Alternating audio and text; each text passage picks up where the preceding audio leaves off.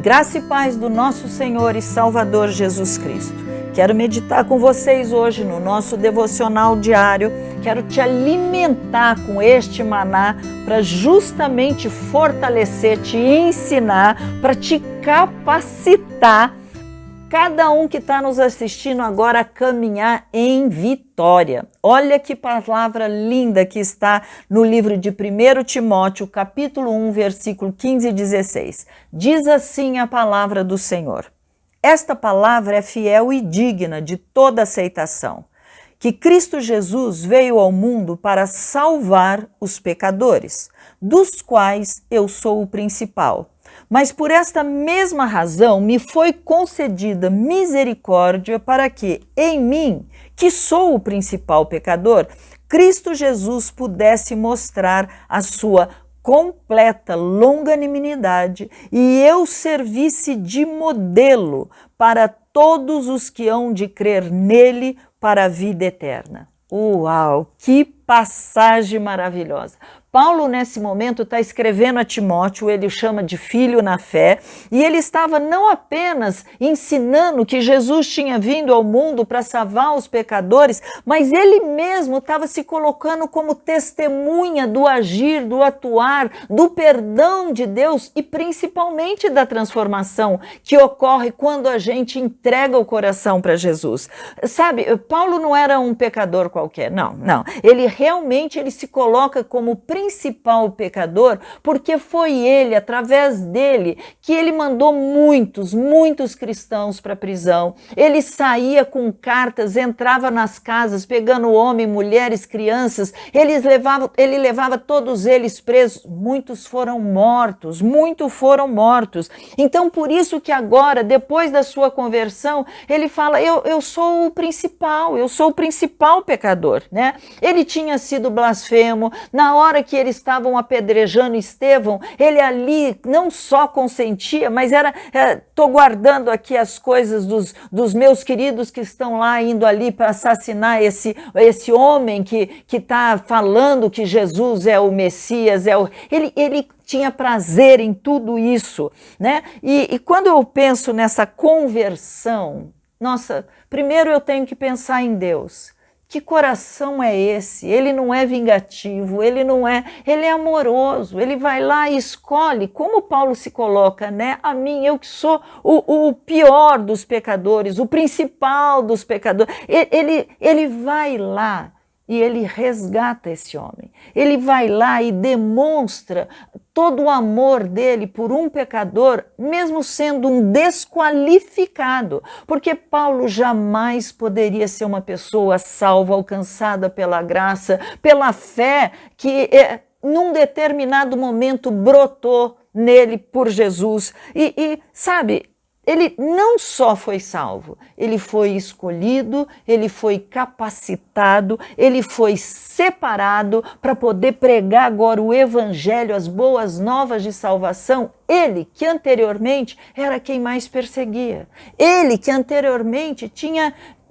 raiva desse Jesus, raiva desse povo que era chamado povo de Deus. Então ele se coloca como sendo o menos provável, o maior de todos os pecadores. É claro, nós sabemos que não existe pecado diante de Deus. O pecado da mentira, o pecado do adultério, o pecado são iguais. O pecado de roubo, né? Não adianta eu roubo R$5, eu roubo 5 milhões, para Deus é roubo. Tudo é ladrão. Então, não há diante de Deus uma mudança, uma classificação de nomes pelos pecados. Pecado, é desviar o alvo, é deixar de praticar aquilo que Deus estipulou como sendo certo e errado. Não mais o que os homens falam, não mais o que o mundo fala, mas o que Deus deixou registrado. Isto é a minha palavra. E nós temos que seguir aquilo que está escrito. Aí, quando nós estamos vendo que Deus resgata esse homem, então gera uma pergunta na minha cabecinha. Qual foi o seu passado? Do que é que Deus te livrou? O que é que você praticou que poderia dizer assim, não, mas eu era bonzinho, mas se a gente, de todos aqueles mandamentos, que são 613, se a gente deixasse de cumprir um só, aquilo já traria condenação. Quem conseguiria cumprir todos? Ninguém, só Jesus. Então, todos nós estamos condenados para ir para o inferno. Mas agora nós temos que pensar o seguinte: do que Jesus me salvou? O que ele fez, que paciência que ele teve, qual foi a espera dele, o que eu precisei reconhecer que eu era pecador, pedir perdão a Deus e falar, eu quero um novo viver. É isso que a palavra de Deus nos dá de possibilidade. E aí você quer saber por que desse maná? Porque muitos não se acham dignos de serem alcançados pela graça de Deus. Pode ser que você tenha feito, se você for uma mulher, um aborto, pode ser que você tenha matado uma pessoa. Não, você não está entendendo. Eu, um ex-drogado, eu já pratiquei coisas que eu tenho até vergonha de pensar. Queridos, não importa o nível que você chegou mais profundo de pecado, não importa. O que importa é que a mão de Deus foi até lá, te puxou de lá, te resgatou e te transportou agora para um novo local, um novo reino, o reino do Filho dele, onde Jesus agora, sendo o nosso rei e tendo entrado na tua e na minha vida, ele nos capacita a não pecar mais. Olha que loucura! Aquele que era o pior dos pecadores, agora ele é levantado para falar, para ensinar, para exortar. E apesar da consciência que ele tinha do que ele tinha praticado, mas ele sabia, agora eu fui alcançado, eu fui salvo pela graça que há no nome de Jesus. E isso é maravilhoso. Como é que Paulo poderia se achar amado por Deus tendo feito tudo aquilo? Como é que eu e você poderemos muitas vezes parar para pensar, mas eu não sou digno, o que eu fiz não estava certo? É verdade, não estava mesmo, mas nunca foi por mérito, nunca foi. Se fosse por mérito, nenhum de nós poderia chegar diante de um Deus santo. Nunca foi mérito. Nós fomos alcançados pela graça de Deus. Isso não tem mérito nenhum. Foi o amor de Deus demonstrado por nós que nos constrange a viver agora de uma maneira diferente daquilo que nós vivíamos, fazendo aquilo que agrada o coração de Deus, fazendo aquilo que está escrito na palavra de Deus. Realmente, todos pecamos, mas nós podemos e devemos ter uma nova conduta da nossa vida e, pela graça de Deus, sermos transformados à imagem dele. Isso para mim é maravilhoso. É por isso que eu quis trazer esse exemplo de Paulo e o novo viver que ele começou a ter ainda na carne dele. Agora ele não era mais modelo daquele homem que se achava, que dizia que ele fazia, que acontecia, porque ele era líder, porque ele isso e aquilo. Não, agora ele está dizendo que tudo aquilo ele esqueceu, deixou para trás e agora ele prosseguia para o alvo. A meta dele é ser como Jesus era, um modelo, não mais de um homem pecador, mas um modelo de um homem transformado pelo amor. E você pode ser essa pessoa. Esqueça o que você fez.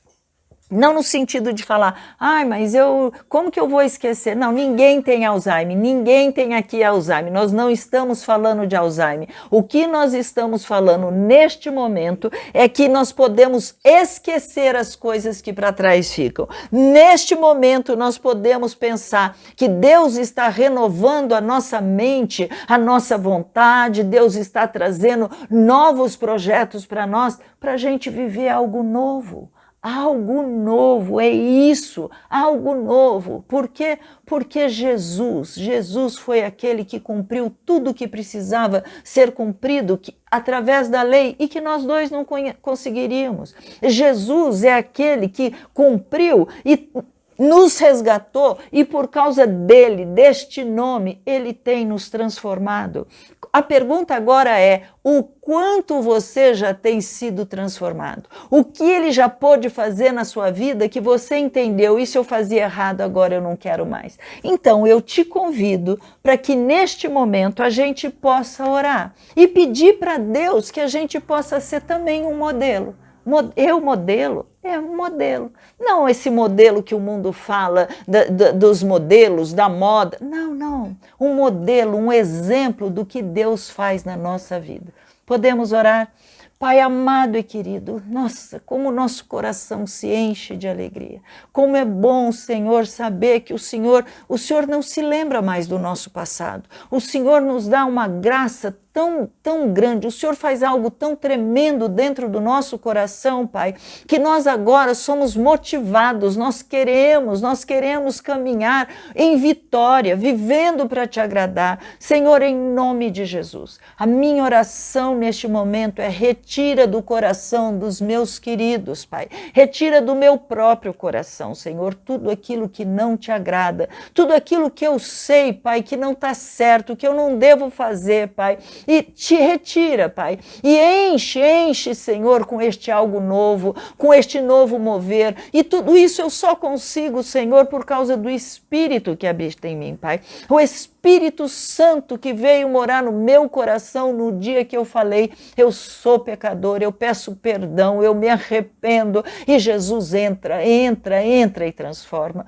em nome de Jesus, Pai, é essa transformação que nós estamos buscando, é este novo mover do Senhor em nós, por nós, através de nós, para que nós possamos também impactar, ser modelos para outras pessoas, Pai, que as pessoas possam olhar na vida de cada um que está me ouvindo, Pai, e falar assim: não é mais a mesma pessoa, nossa, quanta mudança já houve na vida dela. Senhor, é verdade, essa mudança só pôde existir porque o Senhor olhou para nós, viu que nós estávamos perdidos e o Senhor foi nos buscar e nos resgatar.